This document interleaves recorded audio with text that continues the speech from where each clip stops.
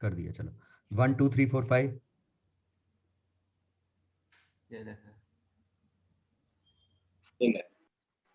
चलो next page. The 13. 13 उसके पहले कोई 8th वाला बता दो। 8 वाला। चलो आ जाए 8th आ गया। Mass M moving with respect to wedge with uniform velocity, work done by friction on the block in t seconds. हाँ, ये कांस्टेंट वेलोसिटी से जा रहा है तो इसको स्टॉप कर दो। अगर आपको फ्रिक्शन निकालना है तो स्टॉप करने पे कोई स्यूडो तो आने वाला नहीं है। तो अब हम इस m पे देखें तो इस पे आएगा g sin थीटा, और स्टेशनरी है इसका मतलब फ्रिक्शन भी mg sin थीटा है। ये समझ में आया? Yes, sir. इसकी वेलोसिटी कांस्टेंट थी तो इसको स्टॉप करने पे कोई स्यूडो नहीं आया, तो फ्रिक्शन पक्का हो गया mg sin थीटा है। अब हमें डिस्प्लेसमेंट चाहिए, तो अब हम क्या करते हैं, इसका चित्र बना लेते हैं कि अब ये इधर आएगा तो ये डिस्टेंस vt होगा। लेकिन दिक्कत है कि फ्रिक्शन तो ऐसा है, क्लियर? तो डिस्प्लेसमेंट का मल्टीप्लाई करोगे तो वर्क डन आएगा F into displacement into cos pi minus theta.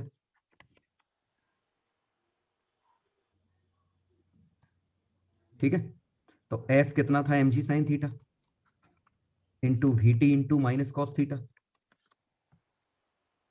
आगे बॉम्बे ठीक।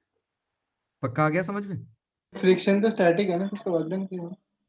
हाँ, फ्रिक्शन तो स्टैटिक था ना। अरे तो mg का भी तो वर्क है, mg के वर्क को फ्रिक्शन का वर्क काट रहा है, नेट वर्क डन 0 है।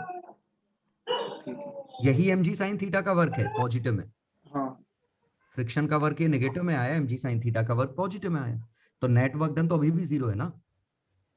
पॉइंट ऑफ एप्लीकेशन मूव कर रहा है, point of application work done होता है force into displacement of object, नहीं ऑफ पॉइंट ऑफ एप्लीकेशन। आ गया समझ में? आ गया? हाँ सर। चलो अब मैं इसको वेरीफाई कर दूं। थीटा 0 और थीटा 90 पे वर्क डन 0 होगा, एक ही आंसर है। दिखाता हूं, थीटा 0 होता और वेलोसिटी कांस्टेंट दे रखी है तो फ्रिक्शन आएगा ही नहीं। आया समझ में? एक्सीलरेट ही नहीं कर रहा है तो फ्रिक्शन क्यों आएगा? और जब थीटा 90 होता, ये ऐसे होता तो डिस्प्लेस नहीं कर, तो ये सीधे ऐसे जाता, फ्रिक्शन ऐसे होता, एंगल 90 डिग्री हो जाता। कुछ आया समझ में? 90 डिग्री पे ये ऐसे चिपका हुआ जाता ना, तो डिस्प्लेसमेंट हमेशा फ्रिक्शन के परपेंडिकुलर होगा, वर्क डन 0 होगा। तो एक ही आंसर वेरीफाई हो रहा है बॉम्बे। चलो 13 रिलेटिव वेलोसिटी से दिखा ना, रिलेटिव, ये तो भी ग्राउंड के फ्रेम में है, रिलेटिव कहाँ है इसमें? इसकी रिलेटिव 0 है, ये लिखा है, मतलब ये रिजिडली फिक्स है एक तरीके से इस पर। अच्छा ये भी मूव कर, ठीक है। तो सर टी सेकंड्स बाद ये ऊपर का ऊपर ही रह गया ऑब्जेक्ट। जो जहां है वही है, लिखा है ना क्वेश्चन में, ये लाइन पढ़ो। फिर वर्क इसलिए तो मैंने, कैसे है मेरे को अभी बिल्कुल। अरे क्या अंग्रेजी अंग्रेजी नहीं पढ़ते कुछ क्या? ये लिखा है, ये ऐसे जा रहा है नहीं ऐसे जा रहा है तो फ्रिक्शन का वर्क डन कैसे? तो फन और mg का वर्क डन और फ्रिक्शन का वर्क कट गया, नेट वर्क डन 0 है। डिस्प्लेसमेंट mg साइन थीटा का वर्क, mg साइन थीटा का वर्क और फ्रिक्शन का वर्क आपस में कैंसिल आउट हो। जैसे समझना है, उससे फर्क ही नहीं पड़ रहा, हमें तो इससे मतलब है कि डिस्प्लेसमेंट ऐसा है, फ्रिक्शन ऐसा है, तो नेगेटिव वर्क तो आए। ठीक है, जी sir. Net work done by friction अब भी 0 है, इस फ्रिक्शन का इस पे भी इतना ही आता तो दोनों कट जाते, वेज पे निकालते तो इसका अपोजिट आता और कट जाते। तो work done by friction on net अभी भी 0 है, एनर्जी लॉस नहीं कर रहा है, इससे छीन रहा है इसको दे रहा है, ऐसे सोच सकते हो। चलो 13 mass m slides without a point A if bead is released from position A. Kinetic energy of the bead when it reaches point B. तो सीधा वर्क एनर्जी थ्योरम लगा दो और क्या. Yes sir. इस पे काइनेटिक एनर्जी 0 है, potential energy mgr plus half k x square, और ये लेंथ r है, ये लेंथ 4r, रेडियस 3r है. अरे बड़ी अच्छी 3R. बात. तो ये लेंथ 5r है, मतलब एक्सटेंशन 4r का था क्योंकि नेचुरल लेंथ r है. इस पॉइंट पे जाते तो kinetic energy half mv square, potential energy gravity की 0 मान लो, स्प्रिंग की भी 0. पहले 3gr है, 3mgr. वो रेडियस 3gr थी.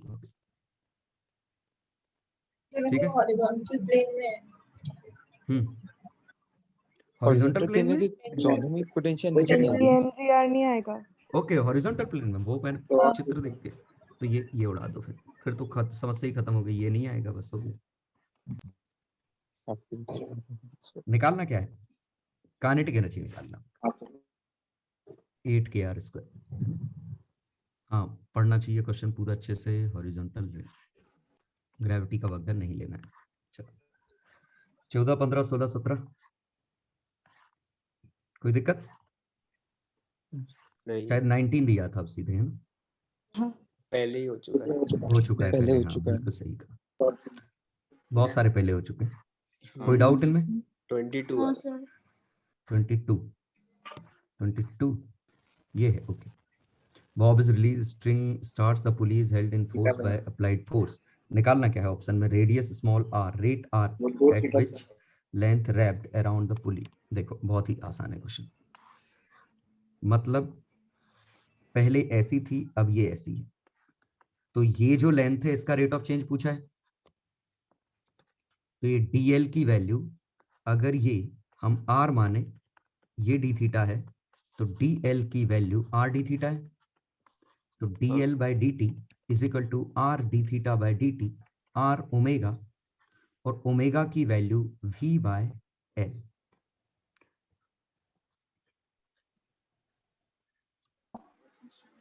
मतलब दरअसल ये l माइनस डी एल होगा.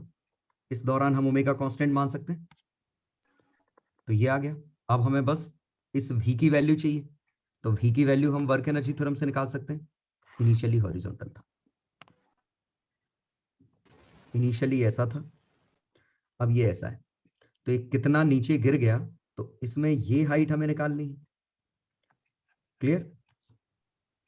और ये हाइट निकालने के लिए ज्योमेट्री लगानी पड़ेगी, क्योंकि ये L थी, तो ये वाली हाइट निकालने के लिए हमें इसका फैक्टर लेना पड़ेगा, ये जो छोटा सा बच गया, क्योंकि r थीटा कम हो गया, तो ये वाली लेंथ बची L माइनस r थीटा. तो ये इसका vertical component L minus r theta का साइन थीटा. इसमें ये r minus r cos theta और लेंथ जुड़ेगी.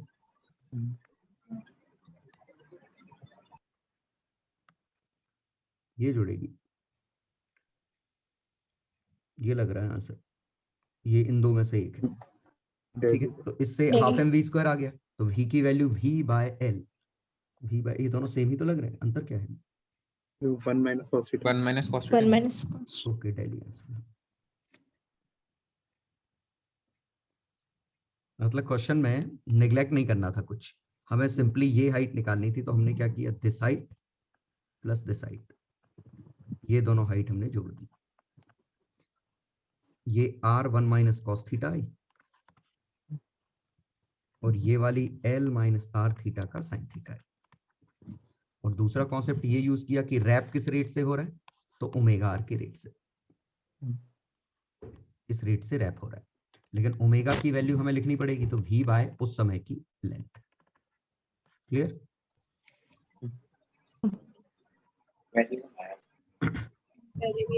थीटा पहले 0 भी पे हो तो चुका वही है ना. वर्क ये काफी हद तक ऐसा क्वेश्चन है, मैंने ये पहले एक क्वेश्चन लिया था कि ये कितनी देर में थीटा रैप हो जाएगा.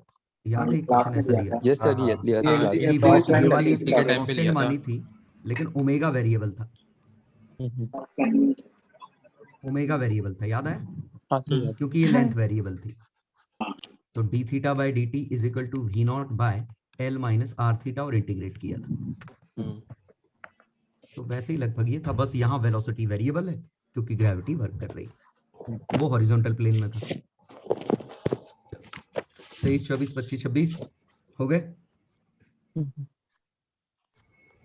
आगे 29 SHM से करो, SHM से करो।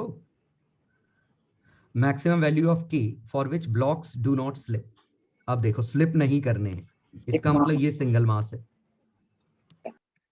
तो एम्पलीट्यूड आएगा half mv² equal to half kx² से निकाल सकते हैं। हाँ। m की वैल्यू m प्लस m, तो एम्पलीट्यूड आया m plus m by k under root v0। ये आ गया ओमेगा, इसे कंपेयर किया तो इस पे एक्सीलरेशन की मैक्सिमम वैल्यू ओमेगा स्क्वायर ही होगी। तो omega square k by m plus m under root into v0, ये मैक्सिमम एक्सीलरेशन है। और म्यू क्या, हाँ तो एक ये भी तो है, the maximum value of k। अब हमें क्या निकालना है, ब्लॉक को स्लिप नहीं करना है, तो ये म्यू जी से छोटा होना चाहिए, स्क्वायरिंग कर दो, ठीक है। SHM के क्वेश्चन की तरह। सर हाँ मैंने इसको ऐसा करा था कि इसकी मैक्सिमम जो फोर्स लगेगा उस इक्वल्स टू म्यू mg कर दिया था। सर मैंने एक एनर्जी कंजर्व करी और उस पे मैक्सिमम जो फोर्स लगेगा इक्वल टू kx कर दिया था। तो फ्रिक्शन कहाँ आया है इसमें, फ्रिक्शन तो आया नहीं कहीं। मैक्सिमम जो फोर्स है is equals to mu mg कर दिया था। किस पे, वही सर आपने किया, वही तो है। म्यू mg में स्मॉल m आया था उसमें। अरे क्यों आएगा, इस कैपिटल M की बात चल रही है, free body diagram small m का बना रहे हैं, तो उस पे तो म्यू mg फोर्स आएगा ना। शुड बी m max, और max क्या है, ओमेगा स्क्वायर ही, m तो कटी है ना। अच्छा ठीक है। वो तो जब ऐसा होता करते कि ये स्प्रिंग से टकरा रहा होता, ये नीचे होता, कुछ ऐसा करते, ठीक है, कोई दिक्कत तो नहीं। सर ये जैसे ब्लॉक ऑन ब्लॉक में मतलब मैक्सिमम फोर्स आपने लिया है वो अभी तो सिर्फ ऊपर वाले और इसमें बीच में फ्रिक्शन है, अगर ग्राउंड में भी फ्रिक्शन होता तो वो जैसे ब्लॉक ऑन फिर ब्लॉक वर्क एनर्जी थ्योरम, तो हम वर्क एनर्जी थ्योरम से लगाते मैक्सिमम कंप्रेशन निकालते, मैक्सिमम कंप्रेशन, और वर्क एनर्जी क्वाड्रेटिक बन जाती है, फिर उससे सॉल्व होता है। और एफ मैक्स वैसे निकालते जैसे ब्लॉक ऑन ब्लॉक पे निकालते हैं नीचे वाले को। एफ मैक्स तो म्यू mg होगा ना यार, फ्रिक्शन की मैक्सिमम वैल्यू, ये क्यों अलग से निकालना पड़ेगा। नहीं एफ मैक्स मतलब फोर्स मैक्स ना, अभी यहाँ तो फोर्स लग ही नहीं रहा, सिर्फ फ्रिक्शन है, तो वो समझ में आ और गया। कौन सा फोर्स, स्प्रिंग का ले तो लिया वर्क एनर्जी थ्योरम में, कितनी बार लेंगे। तो सर नीचे जो ग्राउंड और उसके बीच फ्रिक्शन है वो तो लिया ना, वो तो कांस्टेंट होगा ना, क्योंकि वेलोसिटी दे रखी है, तो अच्छा वेलोसिटी है तो वो कांस्टेंट नहीं हो गया, म्यू m प्लस mg पक्का, उस फ्रिक्शन में तो डाउट ही नहीं है ना। हाँ सर वेलोसिटी दे रखी है तो काइनेटिक फ्रिक्शन आएगा, ठीक है सर। हाँ सर मैंने इसको सॉल्व करने के लिए ये सोचा था स्प्रिंग फोर्स जो है वो लीनियर होगा, हाँ, और मैक्सिमम जो होता है हो सकता है एक्सेलरेशन वो म्यू जी हो सकता है, हाँ। तो मैंने एवरेज ले दिया म्यू जी बाय 2। एक मिनट, एवरेज हम लेते हैं जब वो टाइम के साथ लीनियर हो, ये डिस्टेंस के साथ लीनियर है। अच्छा, टाइम के साथ लीनियर में एवरेज काम करता है, जिसके साथ इंटीग्रेट करोगे, इंटीग्रेट तो dt के रिस्पेक्ट में होना है। हाँ वर्कडन के लिए एवरेज ले सकते हो क्योंकि उसमें इंटीग्रेशन dx के साथ होना है। हाँ, और होता भी है स्प्रिंग का वर्कडन, देखो एवरेज इनटू डिस्प्लेसमेंट आ गया हाफ kx²। हाँ फिर मैंने ऐसे ही लेकिन आप करा था। टाइम के लिए ऐसा नहीं कर सकते, टाइम और वेलोसिटी निकालने के लिए, क्योंकि वेलोसिटी a dt है, तो आप इसमें एवरेज नहीं ले सकते a1 + a2/2 into time, distance में कर सकते हो। ये नहीं करा मैंने सोचा कि पहले म्यू जी बाय 2 होगा एवरेज एक्सेलरेशन। गलत सोचा ना, क्यों, म्यू g/2 कहां से आया ये, मतलब वो पूरा एक सिस्टम है और मैक्सिमम निकालना है तो उस पूरे को एक सिस्टम मान के उन दोनों का तो मैक्सिमम एक्सेलरेशन कॉमन जो हो सकता मीन है वो म्यू पोजीशन जी हो पे सकता है। एक्सीलरेशन 0 है, एक्सट्रीम पोजीशन पे एक्सीलरेशन म्यू जी है। अब बताओ अब क्या आगे बढ़ो। इन दोनों इनका एवरेज दिया मैंने μg/2। चलो मान लो तुम्हारी बात सही है। हाँ फिर मैंने मैक्सिमम वो देखा कि जो वो हो सकता है कंप्रेशन हो सकता है v0² μg/2, मतलब 2 ये कहाँ से आया? μg/2। हाँ हाँ ये और इसको मैंने इक्वेट कर दिया half m + m v0² = half kx², ये क्या चीज आई तुम्हारी? मतलब हाफ kx²। ये ये x आ गया एम्पलीट्यूड ना। आई ना? हाँ ये x आ गया तो हाफ kx², मतलब इसका स्क्वायर। तो सब गलत हो रहा है। ये एम्पलीट्यूड तो सीधे ω²e एक्सीलरेशन की मैक्सिमम वैल्यू है, वेलोसिटी की मैक्सिमम वैल्यू ये है, तो इन दोनों में रिलेशन तो तुम्हारा a max μg है, v max v0 है। इन दोनों में हाँ। जरा रिलेशन निकालना, v0² μg, यही एम्पलीट्यूड आया है। 2 कहाँ आया है इसमें? हाँ मैं यही तो कह रहा हूँ, ये एम्पलीट्यूड आ गया, यही मैक्सिमम होगा। तुम्हारा ये तुम्हारे में तो अपॉन 2 है ना नीचे। अरे 2 μg/2 है तो 2 से 2 कट गया। ये 2 μg कहाँ से आया अभी? सर कांस्टेंट एक्सीलरेशन होता है तो डिस्टेंस निकालने के लिए v0²/2 ag वो 2a करते हैं। हाँ हाँ तो 2a अपना है μg/2, सो 2 से 2 कट गया ना। हाँ। ये अपना मैक्सिमम डिस्टेंस है। अब इसको मैंने कर दिया हाफ अरे यार kx²। सुनो तुम्हें पता नहीं चल रहा है, वैसे कंफ्यूज हो जाओगे। एवरेज वो इत्तेफाक से काम इसलिए चल गया क्योंकि ये kind of work energy theorem है। v²/2a ये जो डिस्टेंस निकलता है ये वर्क एनर्जी थ्योरम है। सोच लो, हाफ से डिवाइड करो। कांस्टेंट एक्सीलरेशन के लिए होता है ना? नहीं सुनो, वर्क एनर्जी थ्योरम में वर्क में फोर्स के साथ डिस्प्लेसमेंट यूज हो रहा है, और चूंकि फोर्स वाकई में लीनियर है kx के साथ, इसीलिए काम चल गया है। यहाँ सिर्फ वर्क एनर्जी थ्योरम वाले केस में काम चलेगा। इससे अगर तुम एवरेज निकालना चाहोगे, देखो गलत आएगा। यहां से यहां की एवरेज वेलोसिटी निकालनी। एवरेज वेलोसिटी इसकी कितनी है ω, इसकी कितनी है 0। तो एवरेज एक्सीलरेशन कैसे निकलता है? Change in velocity by time. और ये कितना आया? Bye 4 t/4। ये समझ आया? अच्छा ठीक है, टाइम पीरियड ठीक सर। आंसर ये आया एक्सीलरेशन का एवरेज, और 2/π × a max। और ये इत्तेफाक नहीं, साइनसोइडल है तो एवरेज ऐसे ही आता 2/π। और तुम्हारा तो एवरेज आ रहा है इस हिसाब से, यहाँ पे एक्सीलरेशन तुम्हारा 0 है, यहाँ पे एक्सीलरेशन ω² है, तो एवरेज एक्सीलरेशन तुम्हारा ω²a/2। दो अलग अलग डेफिनेशन आई। तो वर्क डन के लिए ये वाला एवरेज लेंगे और वेलोसिटी के कैलकुलेशन के लिए ये वाला एवरेज लेंगे। ओके समझ गए? हाँ। इसलिए एवरेज लेते समय पता चलना चाहिए कब एवरेज ले रहे हैं। मैंने सिर्फ एक ही चीज सिखाई है एवरेज लेने के लिए, कि इंटीग्रेशन का एक्सप्रेशन बनाओ, अगर अब लीनियर आ गया तो एवरेज ले लो। ठीक है, चलो 30, 31, 32, 33 सब हो गए? हो गए सर। चलो ये नहीं, थर्मल प्रॉपर्टीज ऑफ मैटर नहीं था, मैंने गलत खोल लिया। नहीं यही है क्या? Kinetic theory. सही सही। चलो 1 2 3 4 बताओ, कोई दिक्कत? सेकंड वाला।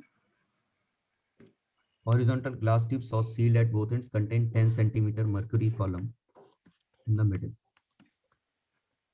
The temperature and pressure of air in either side are 31 and 76. ठीक है, तो 273 plus 31 301 मतलब 304 Kelvin 76 P0 P0. If the air column at one end is kept at 0, other at 273 degree Celsius, the pressure in air. तो अब हमने इसका T1 कर दिया, इसका T2 कर दिया, तो ये इधर आ जाएगा और प्रेशर दोनों का बराबर हो जाएगा। क्लियर? और T1 T2 हमें गिवन है, तो इंडिविजुअली इसके नंबर ऑफ मोल्स कंजर्व कर दो, इसके नंबर ऑफ मोल्स कंजर्व कर दो। पूछा क्या है? टेम्परेचर नहीं, प्रेशर इसका 0 डिग्री सेल्सियस वाला। 0 डिग्री सेल्सियस पे प्रेशर पूछा है ना? हाँ, तो ये अगर x खिसक जाएगा, टोटल 100 है, तो ये लेंथ अगर x बचेगी तो ये वाली लेंथ कितनी हो जाएगी? 90 - 6। सर क्यों इसको हम 45 प्लस एक्स और 45 माइनस एक्स नहीं कर सकते? एक ही बात है, एक्स तुम्हारा अननोन हो जाएगा, मेरा एक्स कुछ और है, एक्स तो एलिमिनेट करने वाले हैं वैसे भी हम। हाँ ठीक है, ओके सर, आ है जाएगा। ना? अब एक इसके लिए इक्वेशन लगा दो, एक इसके लिए लगा दो, हाँ एक्स एलिमिनेट कर दो या पी एलिमिनेट कर दो, जो भी निकालना हो अब निकल आएगा। चलो आंसर क्या है? 76 से तो बड़ा ही आएगा। चेन्नई। चेन्नई। तो 88 या 102 में से एक आना है। चलो अगला 3 4 5 6 सब हो गए। 3 A block of wood is floating in at the temperature is slowly raised from rise in temperature। अरे 4 डिग्री सेल्सियस पे मैक्सिमम होता है, वो वाला है, वही वाला है ना? हाँ ठीक है जी सर। डेंसिटी मैक्सिमम होती है पानी की, मैं वही सोचा था इसका रोल लेना है कि नहीं लेना। तो सबसे कम डूबेगा, तभी तो 0 से 10 लिया है। चलो अब आ जाओ क्वेश्चन नंबर 5 पे। ये किसी ने पूछा भी था, electrical energy this leads to increase in temperature T of the metal wire as this T and T not are constant. CP heat capacity, तो du is equal to N C D T, ठीक है। तो power अपनी क्या है? du by D T, तो power is equal to N C D T by D T. तो molar heat capacity आ गई पावर बाय एन सी, क्या पूछा है? सी, पावर बाय ये एम है शायद, है ना, M D T by D T. अब देखते हैं क्या पूछा है। मास दे रखा है, ये अल्फा क्या है? ए है, ये शायद ए है। हीट कैपेसिटी पूछी होगी, हीट कैपेसिटी पूछी है, एमसी का प्रोडक्ट ही पूछा है, समझ गया ना? हीट कैपेसिटी पूछी है शायद। हीट कैपेसिटी देखो स्पेसिफिक नहीं, तो ये P by D T by power by ये इसका डेरिवेटिव है ना, लेकिन आंसर कोई मैच कर नहीं रहा है वैसे। कर नहीं रहा था, लेकिन इसको थोड़ा एडजस्ट करके तो हाँ वो थोड़ा जुगाड़ करने पे ऐसे कर जाएगा, क्योंकि इस पे आएगा, अरे नहीं आएगा, -3/4 आएगा, फिर 3/4 हो जाएगा। अरे वो देखो बता रहा हूँ क्यों नहीं आएगा। dt बाई डी टी ये बनेगा, अब dt बाई डी टी करोगे तो ये आएगा a by 4 t minus T not पे 3/4। अब इसको वापस से तुम लिखोगे t के टर्म में a बाय 4, सर वो 1 प्लस होगा ना? डेरिवेटिव करने से 1 मर कर नहीं दिया ना, जाएगा। बस ये t नॉट हो रहा है। नहीं तो पहले 1/4 बाहर आएगा, -3/4 फिर डेरिवेटिव होगा। पूरे पे पूरे आएगी पर ना, 1/4 है। -3 ओके, पे ओके, मैं क्वेश्चन हाँ वही। गलत गलत दिख रहा है। अब आंसर आ जाएगा। मैं इसको क्वेश्चन को इस पे 1/4 मान रहा था पावर। हाँ तो अब आ जाएगा, क्योंकि t माइनस टी नॉट इसकी value T not a T minus T not पे, सॉरी सही है ना, टी बाई टी नॉट। अभी भी गलत है। T t minus T not कैसे है? टी नॉट उधर ही रखना पड़ेगा, पूरा ब्रैकेट नहीं रहेगा। हाँ ठीक है, डेरिवेटिव कर दो, लॉग लेके डिफरेंशिएट करो, सबसे बढ़िया। log t is equal to log t not 0 हो गया, t माइनस टी नॉट, सही है।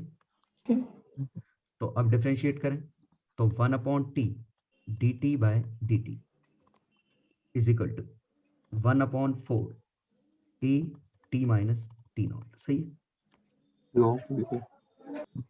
टी नॉट हटा दीजिए, ये तो सब भी तो था इसमें, लॉग भूल गए इधर। लॉग ऊपर वाले में लॉग था, लॉग था 1/4, हाँ लॉग था, तो ये उसी फॉर्म में बन गया। अब आंसर सही है बिल्कुल, ठीक है। बिना लॉग लिए भी कर सकते थे कि dt बाई डी टी हम निकालते तो टी नॉट कॉमन आता, 1/4 to the power 1 plus A T minus T not पे 3/4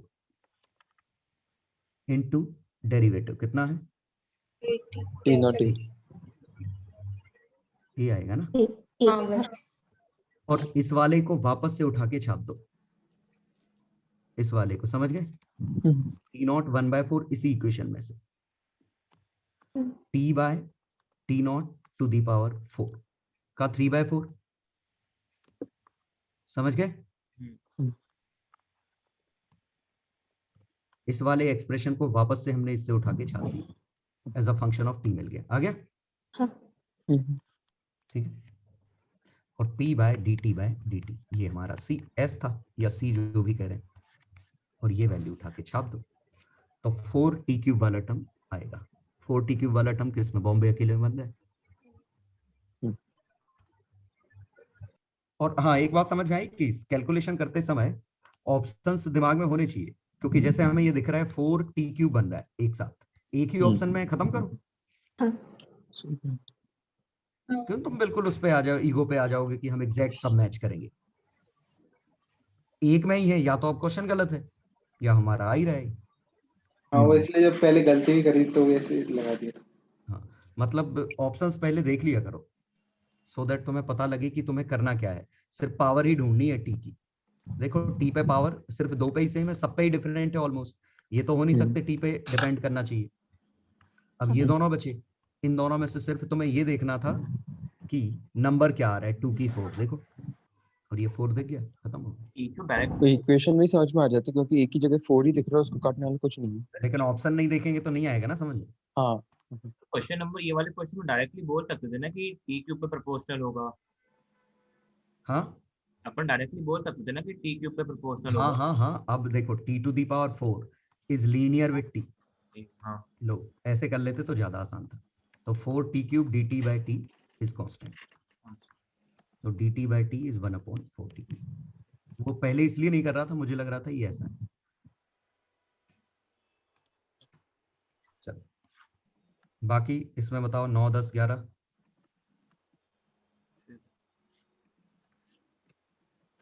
11, 12, 13, 14। सर 12th वाले में ये कैसे पता चला कि NC डेल्टा T यूज करेंगे? कहाँ? ये adiabatic container है, total volume 2 he 40 knot and external force is applied on the piston of area A to keep piston at value of external force। कहाँ? ये तो हमें सिर्फ डिफरेंस निकालना है दोनों तरफ का, है ना, देखो फोर्स cylinder निकाल के ना। total volume 2 V naught divided into 2 equal parts free to each part contain initially temperature left side 40 knot। ठीक है, is applied on the piston of area A the value of external force required। ये pressure बराबर क्यों दिए? पहले बराबर है, initially बराबर है, last thermal equilibrium okay thermal equilibrium के बाद पूछा होगा। तो यहाँ नंबर ऑफ मोल्स हम अंदाज लगा सकते हैं कि इसके नंबर ऑफ मोल्स n है, इसके n/4 है। हाँ क्लियर?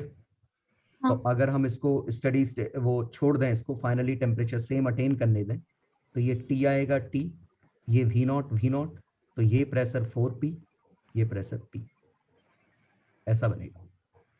इनका डिफरेंस कर दें क्या? किसका? सर फोर्स के लिए डिफरेंस निकाल देंगे ना, फोर्स। हाँ, फोर्स के लिए इनका डिफरेंस 3P इंटू एरिया, बस हमें P की वैल्यू निकालनी है। नहीं, P की वैल्यू इंटरनल एनर्जी कंजर्व करके टेम्परेचर निकाल लेंगे, और क्या।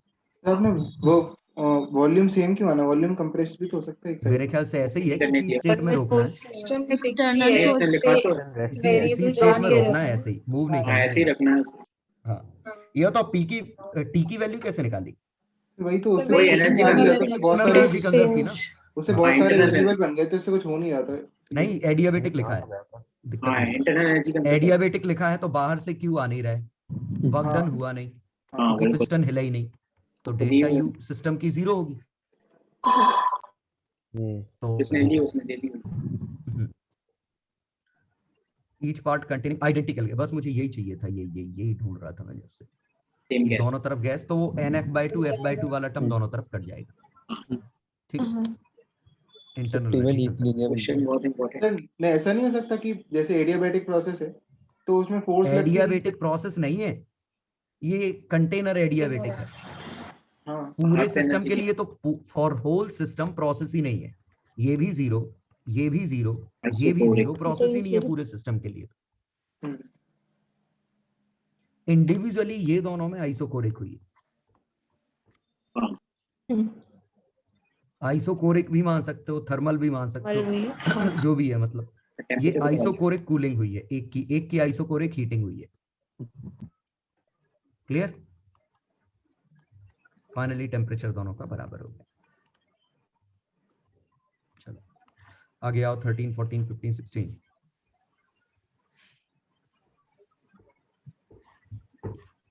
18 से 20।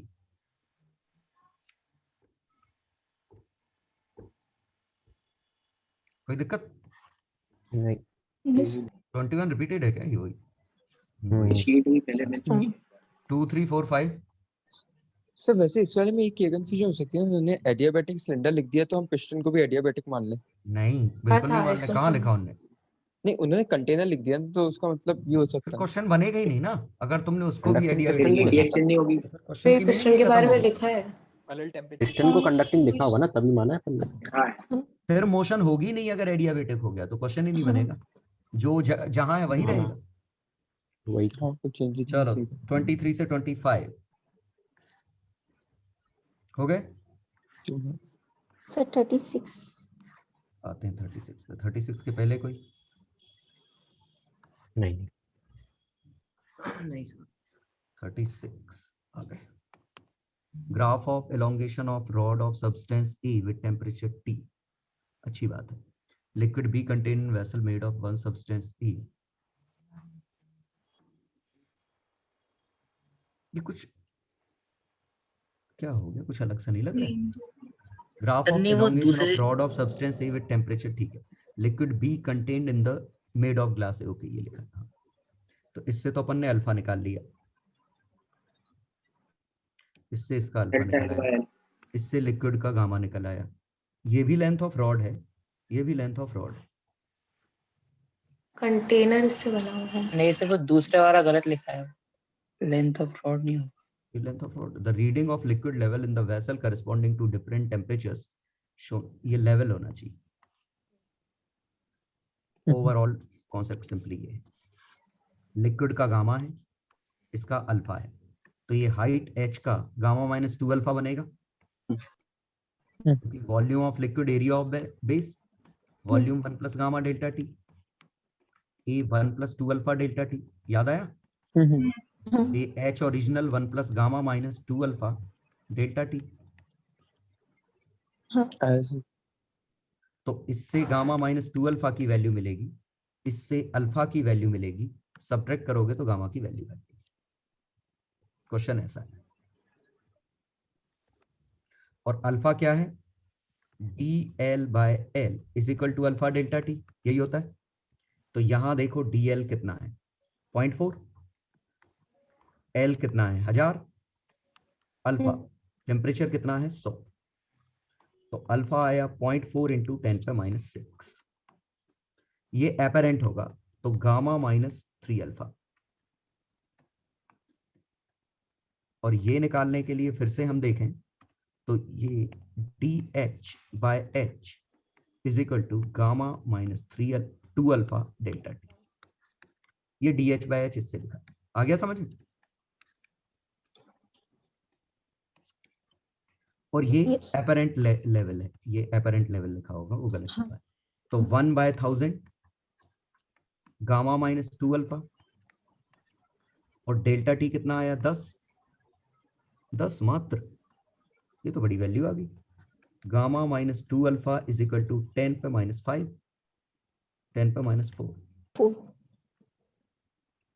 तो गामा की वैल्यू 10⁻⁴ प्लस 2 अल्फा। अब 2 अल्फा तो इतना सा है, क्या फर्क पड़ तो रहा है? वैसे 1 पे 10 कहना सही नहीं है ना? क्यों? 3 पे 20। 1 पे 10 कहना सही नहीं है मतलब क्या है? सर ग्राफ ही नहीं सब में थी कोई अंतर नहीं है। ये ग्राफ है तो ये 1 पे 1000, 20 पे, अब 3 पे फिर 20 पे 3 दिया है। 3 पे 20 है। ओके ये नहीं दिया, ओके तो उससे भी मुझे लग नहीं रहा ज्यादा अंतर आएगा। 3 से 6, चलो 3/1000 लिख ले, है ना। और यहाँ 20 से 40, यहाँ 20 आएगा। कितना सा अंतर आ रहा है उससे? 3/2 तो 1.5 इंटू 10⁻⁴ बन रहा है। तो गामा की वैल्यू अब भी काफी कम है। मतलब अल्फा तो अब भी निगलेक्ट हो गया, प्लस 2 अल्फा, तो 2 अल्फा तो इतना बचकुंटा है, तो इसको अगर 10 पर -5 लिखते तो 15.04 बनता। तो सर एग्जैक्ट कैलकुलेशन करनी पड़ेगी क्योंकि बॉम्बे दिल्ली ऐसे ही ऑप्शन है दोनों ही। नहीं, बॉम्बे दिल्ली तो ठीक है, एक भी नहीं आ रहा है, यहाँ एक पावर कम होनी चाहिए थी और कम ही है, ये 5 ही है। ओके, मैंने ही गलत छापा है, ये 5 अब सही है, 15.4 आ गया। 4 की 8, ये तो अल्फा की वैल्यू है ना, हाँ प्लस 2 अल्फा आएगा ना, ये अब भी नहीं आ रहा है।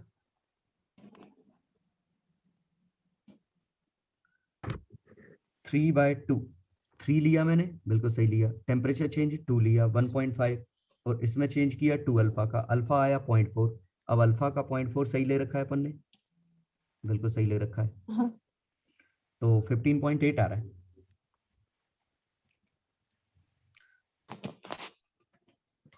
पता, मैं समझ गया, इनने गलत किया, 3 अल्फा लिया है हमने। इनने 3 अल्फा लिया, इन्होंने 3 गलत अल्फा सॉल्व लिया, किया, हाँ तो इन्होंने उससे 3 चले अल्फा ले आएगा, अभी लिया, चले आएगा।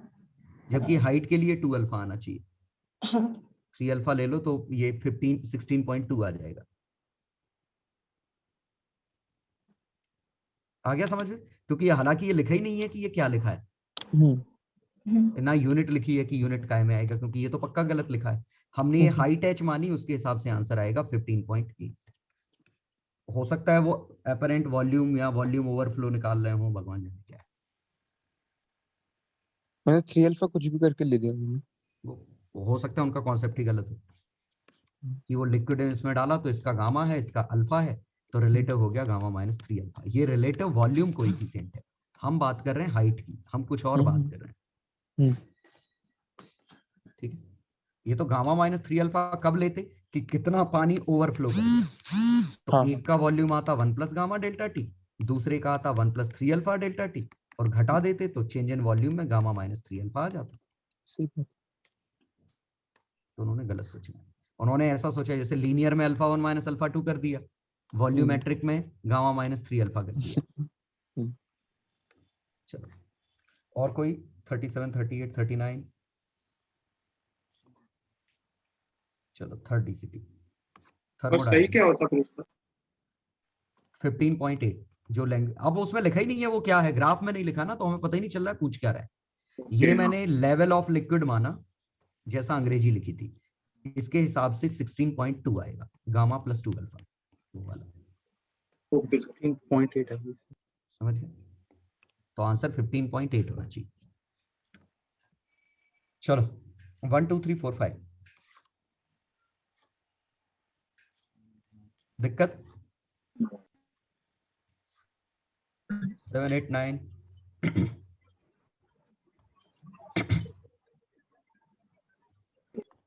हो गया। Question number 10, small percentage change है, मतलब हम वो लॉजिक लगा सकते हैं, डेरिवेटिव लॉजिक। हाँ, गामा टाइम्स परसेंटेज चेंज, बड़ा होता तो वैल्यू लेनी पड़ती। चलो 12th 13th, इस तरह के क्वेश्चन बहुत इंपॉर्टेंट हैं, 12th के तरह के क्वेश्चन, जिनमें देखो पीवी ग्राफ नहीं है, लेकिन आपको ग्राफ बनाने की जरूरत नहीं है कि तुरंत ऐसे मत कर लो कि पीवी ग्राफ बनाने बैठ जाओ। हमेशा इसमें देखो कि ये प्रोसेस ए से बी क्या है, कौन सी है?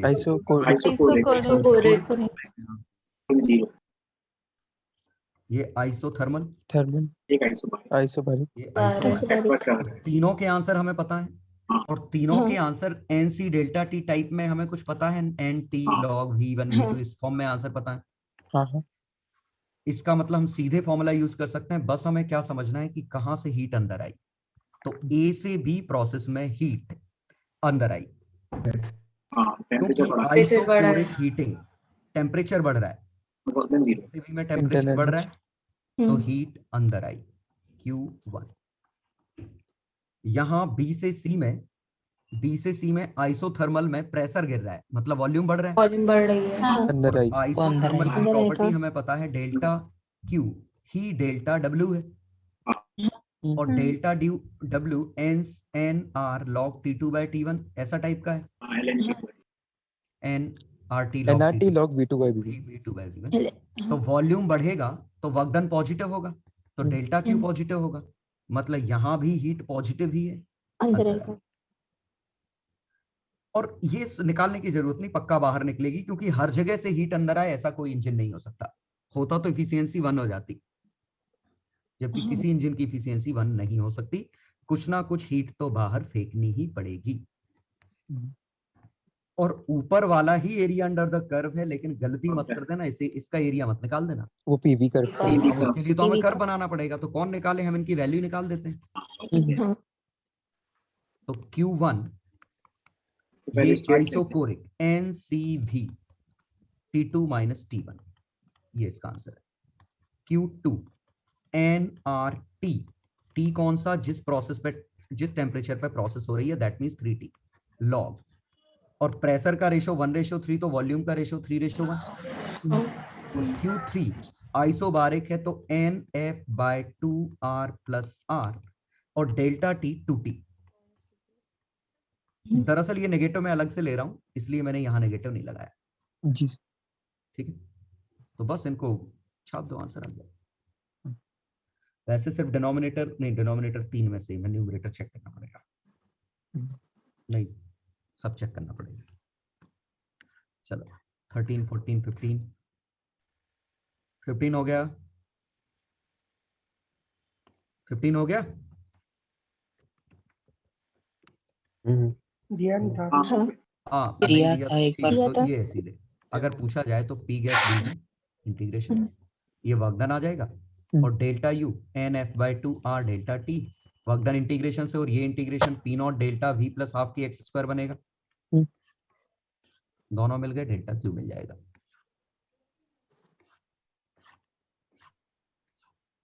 ऐसा एक और क्वेश्चन होगा शायद, मैंने इसलिए नहीं दिया होगा। चलो पहले भी करवा दिया 18-19 हो गए। वो तो सर वर्क डन उसमें NR डेल्टा T डायरेक्ट इसलिए नहीं लगा सकते ना, क्योंकि कुछ एक्सटर्नल फोर्स भी है। स्प्रिंग के अगेंस्ट भी वर्क करना पड़ेगा। हाँ NR डेल्टा T तो आइसोबारिक का है वर्क डन, हाँ, लेकिन आइसोबारिक तो है नहीं, क्योंकि KX प्लस की हाफ वजह से x प्रेशर स्क्वायर भी बदल रहा आएगा। है। हाँ 19 20 कैरनॉट इंजन खेल लिया है। चलो अगला, ये आ गया। दिया दिया नहीं था। दिया था। एक किसी बच्चे ने मुझसे यही पूछा था, मैंने समझा दिया होगा। पढ़ लो एक बार। M1 32, M2 gases are separated by a fixed partition. Okay, एक फिक्स्ड है, ये फिक्स्ड है, ये पिस्टन मूव कर सकता है। इनडायरेक्टली क्वेश्चन ये हो गया। सर थीटा का प्रेशर बराबर पड़ना है दोनों तरफ बस। ये वॉल्यूम प्रोपोर्शनल मोल्स की हो जाएगा, और ये R अल्फा है,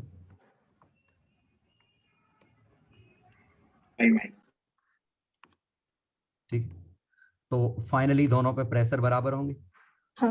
और नंबर ऑफ मोल्स के रेशियो में वॉल्यूम बढ़ जाएगा। वही रेशियो थीटा का दिए, मास कुछ तो दिया होगा, इक्वल मासेस दिए हुए हैं, उनके मोलर मास अलग-अलग है। Equal masses. तो नंबर ऑफ मोल्स का रेशियो 32 और 28, तो 28 n इस पे आएगा, 32 n इस पे आएगा। तो यही वॉल्यूम का रेशियो होगा, तो alpha ratio 2 pi minus alpha is equal to 28/32। Degree में कन्वर्ट करना मत भूलना। चलो कैरनॉट इंजन के दोनों हो गए। 24 पूछा नहीं, लेकिन देख के आंसर बता सकते हो। 31 दिया था। नहीं 24 देख के आंसर बोलो, मैं ये पूछ रहा हूँ तुमसे। 2 एडियाबेटिक है। हाँ 1 मोनोटॉमिक। 2 का F कम होगा। कौन सा मोनोएटॉमिक है? 1 या 2? 2 मोनोएटॉमिक। एक मोनो है, एक डाई। हां वो सर 2 होगा, 2 ज्यादा 2 होगा, 2 होगा। टी पर कर्व होगा, मतलब गामा इज मोर, मतलब degree of freedom is less. क्यों? क्योंकि गामा 1 + 2/f होता है। ये नीचे वाला मोनो है, ये वाला डाई। तो ऐसे स्ट्रेट फॉरवर्ड क्वेश्चन आ जाए तो गलती मत कर देना कि ऐसे सोचो कि मोनो का कम होता है तो मोनो का स्लोप कम है। मोनो का डिग्री ऑफ फ्रीडम कम है, इसीलिए उसका गामा ज्यादा है, इसीलिए वो ज्यादा स्टीप है। तो थोड़ा सा इत्मीनान से सोच लेना कि क्या कम है क्या ज्यादा है। ठीक है? हाँ, वंस अगेन ये गलती मत कर देना, जैसे सी और ए का वर्क पूछा है तो हम वर्क ये निकाल दो। मैंने दिया नहीं लेकिन समझ में आ रहा है कि ये गलत है। उस वाले excess filling excess interchange work आएगा, हालांकि ओवरऑल वर्क पे फर्क नहीं पड़ेगा, साइकिल का एरिया वही आएगा, लेकिन इंडिविजुअली वर्क में दिक्कत आएगी। तो देख लेना ग्राफ का है। अगला 27, 28, 29, 30, 31, 31 हो गया। हाँ सर बता दीजिए। ये तो देखो अभी शायद ये नेचुरल लेंथ में है बच्चा, नेचुरल लेंथ में 2kx का मान सकते हैं से स्प्रिंग से। हाँ नेचुरल लेंथ में। अब अगर ये खिंचेगा तो किसी भी समय पे इस पे प्रेशर, इस पे ये x खिंचेगा तो इसका volume L plus x into area, इसका प्रेशर kx बाय एरिया। तो इसका टेम्परेचर भी हम निकाल सकते हैं। अब देखो क्या पूछा है तो हो गया, और क्या जो भी पूछा होगा निकल आएगा। Initially external force and now an external force is slowly removed. Heat is supplied due to which piston displaces by L by 2. L equal to 1 पे था तो ये 3/2 हो गया, तो वॉल्यूम 1.5 गुना हो गया। नेचुरल लेंथ 1 था तो K भी मिल गया, एक्सटेंशन की वैल्यू 1/2 है, K हमें पता है 100 है, तो यहाँ से प्रेशर मिल गया, एरिया दे रखा है। ये तो इसी से आंसर आ गया। ओके करने की जरूरत ही नहीं। 2kx नहीं होगा, आ गया। दोनों KX साइड क्यों में आएगा? अरे दो स्प्रिंग है। ये स्प्रिंग है, ये देखिए नहीं हाँ दोनों है।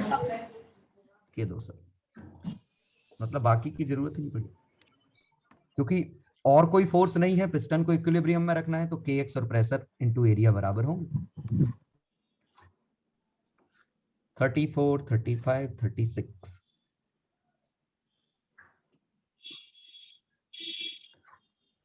37, 38, 39, 40, 41।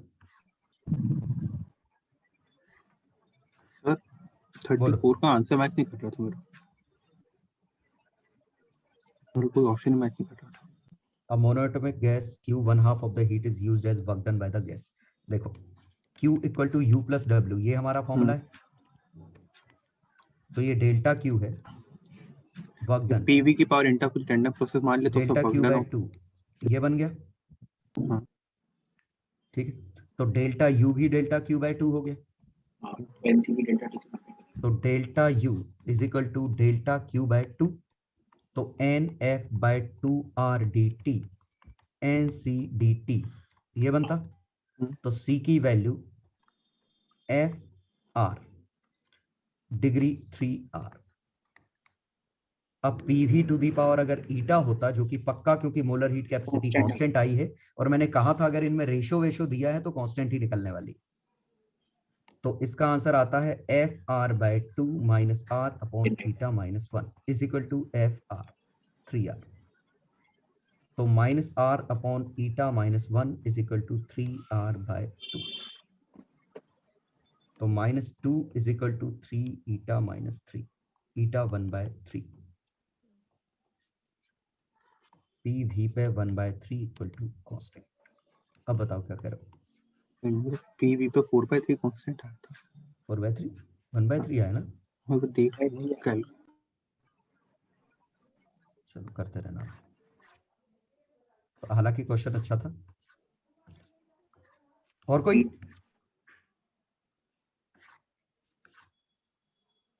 करनोट बहुत आता है। चलो तो एक्सपेरिमेंटल फिजिक्स। सर एक थर्मो का एक डाउट था कि अगर हम मतलब आइसोबैरिक प्रोसेस करा रहे हैं ना, और अगर हम उसमें डेल्टा Q निकालना हो तो एनसीपी डेल्टा टी आता है, तो किसी के अगेंस्ट मैंने प्रेशर P1 लगाया है, किसी के अगेंस्ट प्रेशर P2 लगाया हुआ है, तो दोनों में मतलब एक गैस को मैं P1 के अगेंस्ट एक्सपेंड करा रहा हूँ और एक को P2 के अगेंस्ट। हाँ तो सर तो दोनों में डेल्टा मेरा टी डिफरेंट आएंगे ना। नहीं, डेल्टा टी मैंने सेम रखा हुआ है। अरे तो डेल्टा टी सेम रखा है तो फिर वॉल्यूम एक्सपांड अलग अलग करना पड़ेगा, डिस्प्लेसमेंट डिफरेंट होंगे, वॉल्यूम एक्सपेंड अलग अलग करना पड़ेगा। हाँ ओके चलो 2 3 4 चिल है 5 6 7 सर 6 अरे वाले ये 6 वाले का गड़बड़ हो रहा है। गड़बड़ हो रहा है। यहाँ तो सही हाँ, कल आपने जो बोला था उससे पहले भी गड़बड़ हो पहले चुका ही है। हुआ था क्या ये 6 का गलत है, इसका आगे F पहले की जगह right गड़बड़ था इसका। होना चाहिए। उन्होंने जीरो एरर गलत ले लिया है। जीरो एरर इनने गलत ले लिया। हाँ सही कह रहे हो। चल 7 8 9 सही है 10 11 12 तो 11 वाले में भी barely visible आपने just visible हाँ बोला उससे भी दिक्कत है। था। बेयरली विजिबल जस्ट विजिबल ही है। हाँ तो उससे उन्होंने गलत एरर आ add गई। कर मतलब दिया है। जीरो लेफ्ट में विजिबल है ना मतलब दिख रहा है उन्होंने ना वही अपन को? गलती की होगी फिर से। पॉजिटिव एरर है। पॉजिटिव एरर उन्होंने पॉजिटिव आंसर एरर को आंसर उन्होंने नेगेटिव एरर मान के निकाला। हाँ बेयरली 0.85 विजिबल दिया का बेयरली हिडन का कोई मीनिंग नहीं होता। विजिबल मतलब थोड़ा सा दिख रहा है। सही तो कह डिस्कस सकते हो दिख ही चुका है नहीं एक रहा। बार, ये अपन कर चुके हैं क्वेश्चन से। पॉजिटिव आंसर पॉइंट गलत मैं दिया तो है। पॉजिटिव एरर ही मानूंगा इसको। पॉजिटिव ही सर लेकिन इसमें अगर पॉजिटिव एरर हुई तो अपन जब वो घुमाएंगे 45 तक लेके जाएंगे तो बेयरली विजिबल का रह जाएगा, वो तो पूरा ही 45 विजिबल हो जाएगा। 45th डिवीजन है। हाँ वही बहुत बड़ा है। वो लॉजिकली सोचने से अलग आ रहा था उसका अरे यार नेगेटिव तो आ फिर रही वो थी। बेयरली वो तो फिर हाइड ही हो जाएगा 45 और डिवीजन। क्या, तो ये फिर बेयरली विजिबल गलत भगवान स्टेटमेंट जाने क्या। अब मैं समझ गया क्या चल रहा है इनकी। पहले वो ये hidden है, मान फिर रहे हैं कि ये इतना एक मिनट, ये मेन स्केल डिवीजन है। देखो इन्होंने क्या माना है, हार्डली विजिबल। ये समझ आया। ये दरअसल हाँ ये समझ गया मेन स्केल की लाइन इतनी मोटी मोटी। ऐसा समझा। तो ये वो आइडियल केस है जब इसका जीरो और इसके जीरो पे आता, तो ये आइडियल केस है। ठीक है। अब इन्होंने कहा कि अगर हमने इसको स्लाइटली खिसकाया, ठीक है, तो स्लाइटली खिसकाते तो ये ऐसा बनता, ये नेगेटिव जीरो एरर वाला केस आता है ना। और पॉजिटिव जीरो एरर में भी बेयरली विजिबल होता, दोनों में ही बेयरली विजिबल हो सकता है। लेकिन उन्होंने कहा 45 डिवीजन है और ये टोटल 50 डिवीजन है। तो जीरो एरर जब हम निकालते तो एक की 5 आती, एक से 45 आती। पॉजिटिव एरर होती तो 45, जीरो एरर होती तो -5। ये समझ गए। हाँ तो ये -5 वाला ही ऑप्शन ज्यादा सही है क्योंकि हम काफी क्लोज हैं इसके। तो उन्होंने इसलिए ऐसा ले लिया है। देखो अभी समझ आ जाएगा इसको, प्रैक्टिकली फिगर सोचोगे तो तुम्हें समझ आ जाएगा कि मैं क्या कह रहा हूं।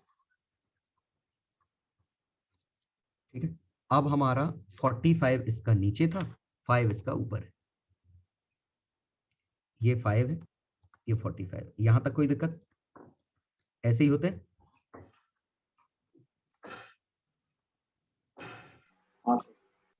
क्लियर। अब इसको अगर हम ऐसे घुमाते तो जब 45 नीचे से मैच करता है ना, तो काफी कम मूव करता, सिर्फ 5 यूनिट मूव करना पड़ता। लेकिन ऐसे घुमा के 45 मैच कराओगे तो 45 ही मूव करना पड़ेगा दूसरे डिवीजन तक पहुंच और जाएगा। 45 मूव करोगे तो ये पहला वाला तो गायब ही हो जाएगा। तो उन्होंने इस हिसाब से ये मान लिया है कि बेयरली विजिबल मतलब इसकी कुछ थिकनेस है, तो इसीलिए उनका नेगेटिव एरर आया और वो भी 45 की वजह से पता चला। अदरवाइज हमें पता ही नहीं चल रहा था। यहाँ अगर 6th डिवीजन लिखा होता या 4th लिखा होता तो हम इसको वो मान लेते पॉजिटिव जीरो एरर। मतलब हम काफी क्लोज हैं उसके, क्योंकि जीरो एरर बड़ी होगी तो ये अच्छा खासा अंदर या अच्छा खासा बाहर होगा। ये समझ में आया? हाँ सर। ये अच्छा खासा बाहर होगा या अच्छा खासा अंदर होगा, तो दिखने का या कंप्लीटली दिखेगा या बिल्कुल नहीं दिखेगा। और बेयरली विजिबल है, इसका मतलब जीरो एरर काफी छोटी है। और काफी छोटी है, इससे हमें क्या पता चला कि 45th तो रीडिंग हो नहीं सकती, 5th ही हो सकती है। वो तब होगी जब हम नेगेटिव एज्यूम करेंगे। हाँ ठीक। तो अगर ऐसा क्वेश्चन आए तो ऐसा दिमाग लगाएं कि बेयरल का लगाना पड़ेगा। अब तो वो तो रीडिंग में पता चल गया, क्योंकि या तो 5 होता तो मैंने कहा ना कि 5 यूनिट होता, वैसे वेयरली विजिबल मतलब दिख रहा है। हाँ। तो वो वेयरली विजिबल का मतलब ये मान रहे हैं कि पार्शियली विजिबल, ऐसा मान रहे हैं। तो फिर हमें ये सोचना पड़ेगा कि जीरो एरर काफी कम है। तो 1 से काफी कम आएगी, 1 से बड़ी आएगी, तो जिससे कम आए वो वाला ले लो। 13 वाला इसका 24 आएगा। 13 वाले का आंसर 23 सही आ रहा। Convex lens forms an inverted image of size ये वही वाला है। which displays 40 against size focal length of the lens. पहले कितनी थी? 9 थी, अब कितनी है? साइज 3, तो 9/4 का अंडर रूट 3/2, तो ये 2x, ये 3x। डिस्प्लेसमेंट दे रखा है तो डिस्प्लेसमेंट x हो गया। x की वैल्यू कितनी है? 40, तो ये 80 है, ये 120 है, तो फोकल लेंथ 1/80 + 1/120, 5/120। क्या पूछा है? 240, 48 आ गई। 240, हाँ। कोई दिक्कत है? सही है। चलो 45, 46 जो भी है, 1, 5, 1, 2, 3, 4, 5 बताओ। यहाँ 16 से 19 कोई? 19। Focal length of magnet is large compared to width and breadth. ठीक है, length of magnet is large. ठीक है, time period of oscillation in, मतलब इसको रॉड मान लो। The magnet is cut into 2 parts, 3 parts. महाटप्पा रे, पहले ये ऐसा था, अभी ऐसा है, तो इसका मोमेंट ऑफ इनर्शिया I था, मैग्नेटिक मोमेंट m था, इसका भी मैग्नेटिक मोमेंट m ही है। सोचो 3m/3 जुड़ गए, क्योंकि लाइक पोल्स लिखा है, तो मैग्नेटिक मोमेंट तो m ही हुआ, मोमेंट ऑफ इनर्शिया भर सोचना है, तो moment of inertia is 3 times. अब देखो, मास हमने m से 1/3 किया, लेंथ हमने l से 1/3 की, तो इंडिविजुअली I से 1/27 हो गया, तो 3 × 1/27, 1/9। या मास, ओवरऑल मास वही है। सोचो एक रॉड इतनी थी, अब हमने इसको घुमा के 3 टर्म में तोड़ दिया, मास वही है, लेंथ 1/3 हो गई, तो मोमेंट ऑफ इनर्शिया 1/9 हो गया, तो टाइम पीरियड हमारा 3 गुना बढ़ गया। अब देखते हैं क्या पूछा। मोमेंट ऑफ इनर्शिया कम हो गया, सॉरी 3 गुना कम, तो 2/3 आ गया। पहले सेकंड पेंडुलम था, अब नहीं है। कोई दिक्कत? इसमें अगर एक उल्टा रख देते तो फिर ये m भी m/3 बचता, 2 कट जाते, एक अकेला बचता, एक 1/3 और आ जाता, एक 1/3 और आ जाता, 2/9 m नहीं अंडर रूट में आता, 2/3 √3 आता फिर। क्या इसका m ऐड कैसे हुआ था? m ऐड कैसे? अरे वेक्टर होते हैं ना, तीनों वेक्टर सेम डायरेक्शन में, तो क्या होगा?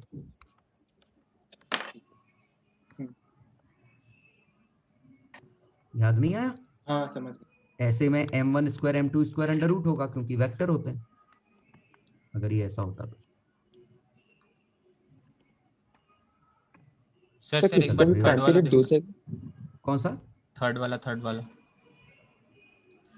इसमें, हाँ इसमें रीडिंग से एवरेज नहीं लेना चाहिए। नहीं, इन्होंने लाइन बना दी, तो हम जो लाइन बनाई वही ले लेंगे, और क्या। नहीं, इन्होंने कई सारी रीडिंग ली है, तो वो थोड़ा सा एरर आ गया है, ऐसा नहीं है क्या? हाँ, तो एरर तो सारी रीडिंग एक लाइन में नहीं आ पाई ना, मतलब प्रैक्टिकली निकालेंगे तो थोड़ा एरर तो रहेगा ही ना। स्ट्रेट लाइन एग्जैक्ट ना, किसने मना किया नहीं रहेगा? हाँ, तो इन्होंने सारी रीडिंग निकाली, अपन सारे रेजिस्टेंसेस जो भी निकाले इन्होंने, उन सब का एवरेज लेंगे ना, एवरेज वैल्यू।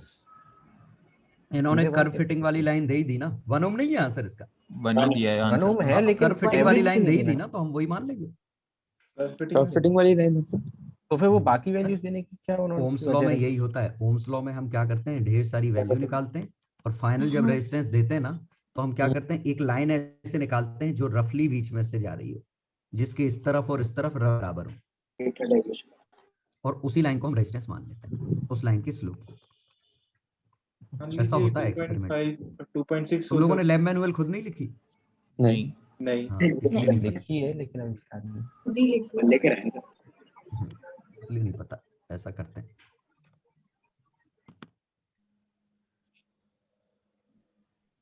ठीक, तो ये जो कर्व फिटिंग, इसे कर्व फिटिंग कहते हैं, मतलब एक हम अप्रोक्सीमेट स्ट्रेट लाइन मान ले रहे हैं जो इन सब से पास हो रही है जो एवरेज है।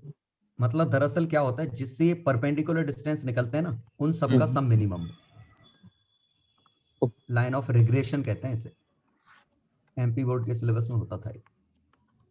जैसे ये होता है ना, तो ये हम सबके परपेंडिकुलर डिस्टेंस निकालेंगे और उस लाइन से इन परपेंडिकुलर डिस्टेंस का सम मिनिमम होना चाहिए, तो वो हमारी लाइन ऑफ रिग्रेशन कहते हैं और इसी को लाइन ऑफ कर्व फिटिंग कहते हैं। और ये बहुत इंपॉर्टेंट कॉन्सेप्ट है आर्टिफिशियल इंटेलिजेंस का।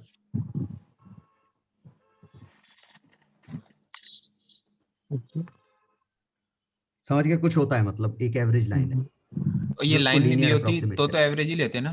क्या लाइन नहीं दी होती? लाइन नहीं दी होती तो हम एवरेज मीन डेविएशन वाला वो करते हैं। यहाँ एरर भी नहीं है, इन्होंने दी है, मतलब एक वैल्यू पे हमें बताना है, एक कोई यूनिक वैल्यू की बात करनी है। तो यूनिक वैल्यू क्या होगी, क्योंकि हम एवरेज लेते हैं तो हमारी वैल्यू आती है v plus minus delta v। ये मीन एब्सोल्यूट एरर होती है, लेकिन एरर तो दी नहीं इन्होंने ऑप्शन में, इसीलिए हमने जो कर्व फिटिंग वाली लाइन से आंसर निकाल दी। जिस कर्व फिटिंग वाली लाइन पे कोई भी पॉइंट लाई करो, सिर्फ यही इकलौता एक्सपेरिमेंट है जिसमें कर्व फिटिंग का यूज होता है, ये ओम्स लॉ एपरेटस, जिससे रेजिस्टेंस की वैल्यू निकालनी होती है। तो इस स्ट्रेट लाइन का स्लोप निकालना होता है।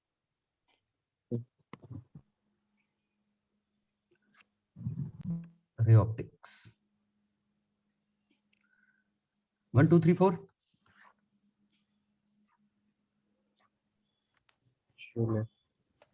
सिक्स्थ वाले में वो उसका रेशियो लेंगे ना, क्या सॉलिड एंगल का? सॉलिड एंगल 17% आएगा। डीसीटी का रिपीटेड है। हाँ जी, याद है। 7 8 9 10 11 9th an object at a distance on the 40 centimeter from convex lens of focal length 9th oh plano convex as diameter thickness। Okay देखो डायमीटर दे रखा है 5 सेंटीमीटर, मतलब ये दे रखा है 2.5 सेंटीमीटर। थिकनेस दे रखी है 0.25।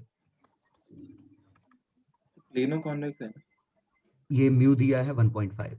प्लेनो कॉन्वेक्स है, अच्छी बात है 1.5।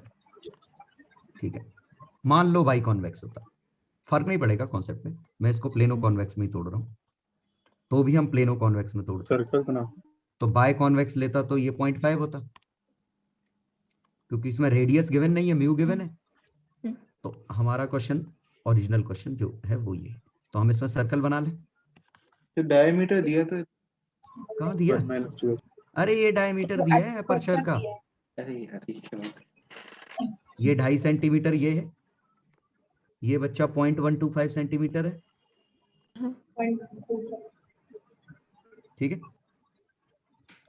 तो हमें इसकी ये रेडियस आर निकालनी है। 2.5 सेंटीमीटर कौन सा है? ये वाला।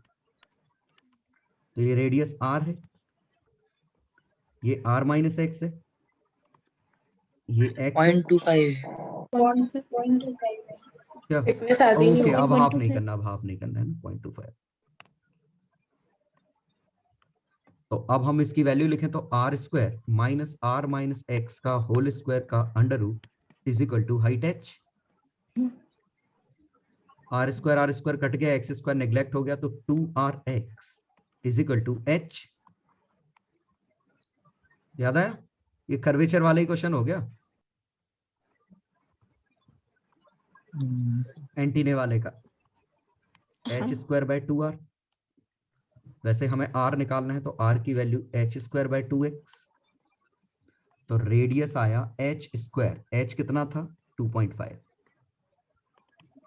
इंटू 2.5 बाय 2, x कितना था 0.25।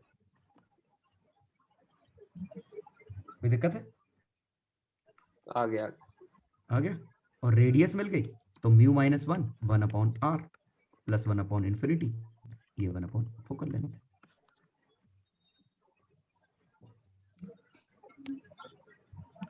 तो इसमें थिकनेस दे रखी थी, क्वेश्चन में कॉन्सेप्ट सिंपली ये था। अब प्लेनो कॉन्वेक्स जो भी इसको इसमें रिड्यूस कर दो, ये थिकनेस दे रखी है, ये हाइट दे रखी है, इससे हम वो रेडियस निकालेंगे। चलो 10 11 12 13 14 14 तक कोई दिक्कत?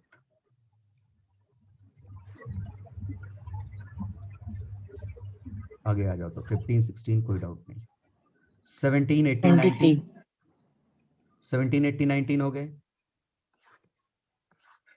23 23 हाँ 23 क्वेश्चन में यहाँ पे एक लिक्विड भर दिया। तो अब 23 ये ओके ठीक है 22 बता दूं फिर भी, क्योंकि कुछ बच्चों ने पूछा था। तो यहाँ लिक्विड है, यहाँ ये लेंस है, ये पूरा एक इक्विवेलेंट कॉनकेव लेंस की तरह बिहेव करेगा। तो इसकी फोकल लेंथ मतलब ये हमने क्या किया, this plus this plus this, तो इसकी फोकल लेंथ f1, इसकी फोकल लेंथ f2, तो इसकी f इक्विवेलेंट तो 1/f इक्विवेलेंट बनेगा 1/f1, इसका -1/f2, 2 बार प्लस 1/इंफिनिटी और एक और माइनस। ये बताओ एक और एक्स्ट्रा माइनस क्या है? तो मिरर से रिप्लेस करें। मिरर और लेंस में उल्टे होते हैं क्योंकि पावर अपोजिट होती है, तो दरअसल हम पावर ही ऐड कर रहे हैं। इसकी पावर P1, इसकी पावर P2, इसकी पावर 0, लेकिन इसकी पावर आएगी 2 बार क्योंकि रे आएगी वापस जाएगी। क्लियर? और इससे एफ इक्विवेलेंट और पाथ रिट्रेस करने का केस है शायद, तो ये शायद 2f इक्विवेलेंट के बराबर होगा। मेन कॉन्सेप्ट ये है कि इसको रिड्यूस कर लो। सर आपने अपोजिट का क्या बोला अभी? मिरर और पावर लेंस। एक कन्वर्जिंग एक डाइवर्जिंग है ना, किस में अपोजिट? मिरर और लेंस में जो आपने माइनस अरे तो लगाया। मिरर में उल्टा होता है ना, कन्वर्जिंग और इनमें दोनों की पावर हाँ। पॉजिटिव है, हाँ लेकिन इसकी फोकल लेंथ पॉजिटिव, इसकी फोकल लेंथ नेगेटिव है, हाँ इसलिए तो तो माइनस कन्वर्जिंग पावर, यहाँ पावर 1/f होता है, यहाँ पावर -1/f होता है। ठीक, ठीक है सर। पावर डायरेक्टली जोड़ते हैं, 1/ फोकल लेंथ पावर के हिसाब से ऐड करते हैं। चलो 23 24 5 6 7 8 23 ओके 23 बताने वाला था, 23 की जगह कुछ और बता दिया। चलो second car 2 metre broad 6 metre, ठीक है। Mirror of focal length 20 centimetre. A second car 2 meter broad, 1.6 meter high, 6 meter away from the first car.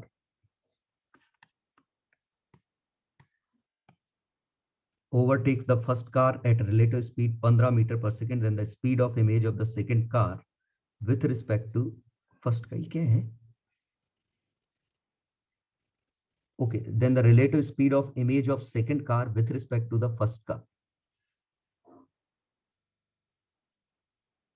कब, किस समय की? तो अलग अलग टाइम पे अलग अलग होगी। सर जब 6 मीटर पे है, हो सकता है जब वो ओवरटेक कर रही हो। उसको, हाँ, जब वो ओवरटेक कर रही है तब। तो फिर उसमें 6 मीटर का क्या यूज है? सर 6 मीटर पे तो गाड़ी की हाइट वगैरह का भी यूज नहीं है इस क्वेश्चन में।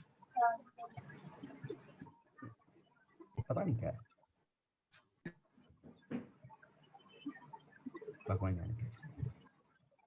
वो तो ठीक है, इसके रिस्पेक्ट में है तो ये तो लफड़ानी है, इसको अपन स्टॉप ही कर देते हैं, तो आंसर इसी के रिस्पेक्ट के आएंगे, है ना, क्योंकि ये भी रिलेटिव दिया है और पूछा भी रिलेटिव है, तो अपन इस मिरर को तो स्टॉप मान सकते हैं। और इसकी स्पीड मान लेते हैं 15 है, तो इसकी इमेज जहां भी बनेगी इसकी स्पीड 15 इंटू मैग्निफिकेशन का होल स्क्वायर होगी, ये आंसर आएगा। बस हमें मैग्निफिकेशन की वैल्यू चाहिए। अब दिक्कत ये है मैग्निफिकेशन के लिए हमें यू चाहिए, तो यू कितना लेंगे, क्योंकि फॉर्मूला तो ये होता है, तो पता नहीं क्या, तो u से मल्टीप्लाई करो 1 + u/f v = u/f 1 - f by u, u/v = u/f - 1 v by u f/f - u, ये फॉर्मूला बनेगा। तो मैग्निफिकेशन आया f/f - u, तो u कितना लें? 6 मीटर। अब वो 6, पता नहीं 6 मीटर क्यों लें, या तो उस समय की 6 मीटर की देखते हैं, अभी पता चल जाएगा। फोकल लेंथ कितनी है बच्चे की? 0.2 plus minus 0.6, 6 metre 0.2 by 6.2, 1/60 approx, 1/30 approx. 30 तो 900, तो 15 बाय 1/30 का होल स्क्वायर, 15 बाय 900 1/60। 1/60 कौन सा है? 0.16 टाइप का होगा। आगरा। आंसर क्या दिया? हाँ, तो वही है क्वेश्चन। जब ये ओवरटेक कर रहा है उस समय का है।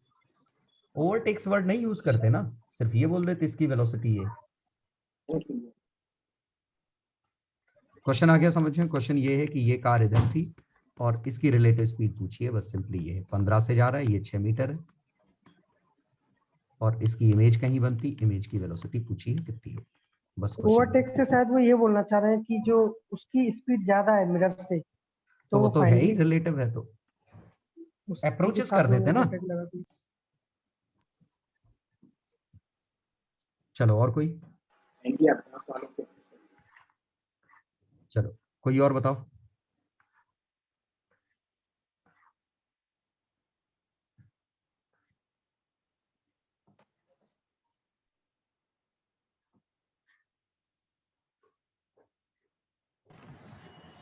ये आ गया 34 नंबर ऑफ इमेजेस टेबल बना के, याद है?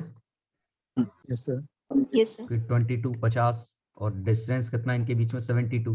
72 ऐड करते जाओ और लास्ट में 180 वाले को हटा देना।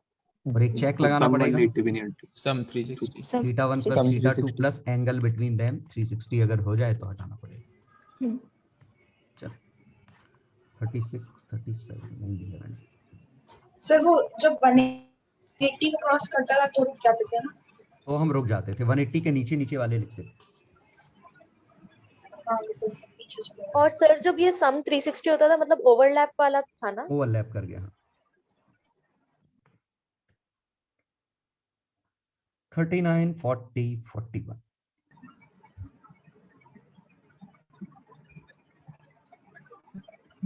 और बताओ कोई? चिल है।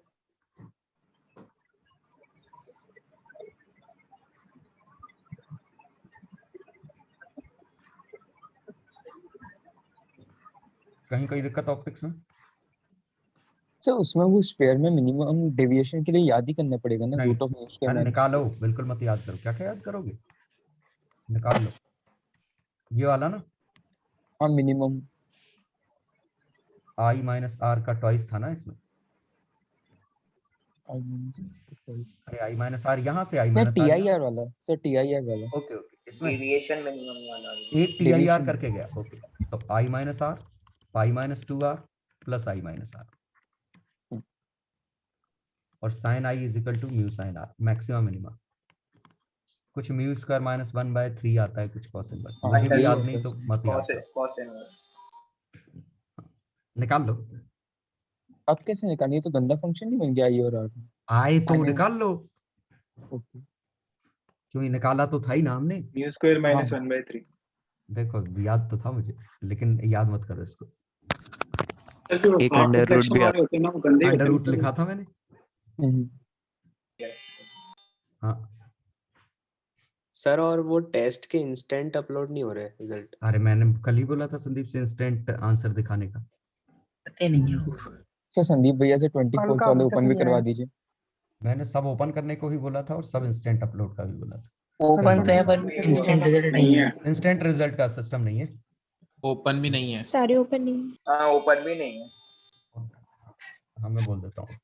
कौन सा नहीं है? कुछ मेरा टेस्ट कब है? और जो दिक्कत हो मुझे भेज देना जिस क्वेश्चन में, तो मैं ग्रुप पे वैसे भी सॉल्यूशन भेज देता हूँ जो अच्छे क्वेश्चन होते हैं। जी सर। सर जो हाफ डिफ्लेक्शन मेथड वाले होते हैं ना, वो बंदे ही जाते हैं ना, उनकी कोई जल्दी करने की टेक्निक नहीं है। वो नहीं वो टाइम लगता है उसमें। कंबाइन करके या तो फॉर्मूला याद करो, तो फॉर्मूला हम याद करेंगे नहीं कर लो। RS upon R minus S। मत करना याद, क्या क्या याद करोगे यार। हो गया अब तो यार। वहां तो प्लस माइनस एक दिन पहले याद कर लेंगे, वहां पे जाकर लिखा है कि कौन सा फिर बात हाँ में भाई है। ये सब लैब मैंने लिखी है तो उसमें भी दिया था। चलो अपन कहाँ थे? अगला टॉपिक कौन से थे? लास्ट बचा होगा। नहीं, दो बचे हैं। दो बचे। क्या था? इलेक्ट्रोस्टैटिक्स सर फॉरवर्ड कर दियो। इलेक्ट्रोस्टैटिक का तो डिटेल्ड डिवीजन वीडियो थी ना, डेडिकेटेड इलेक्ट्रोस्टैटिक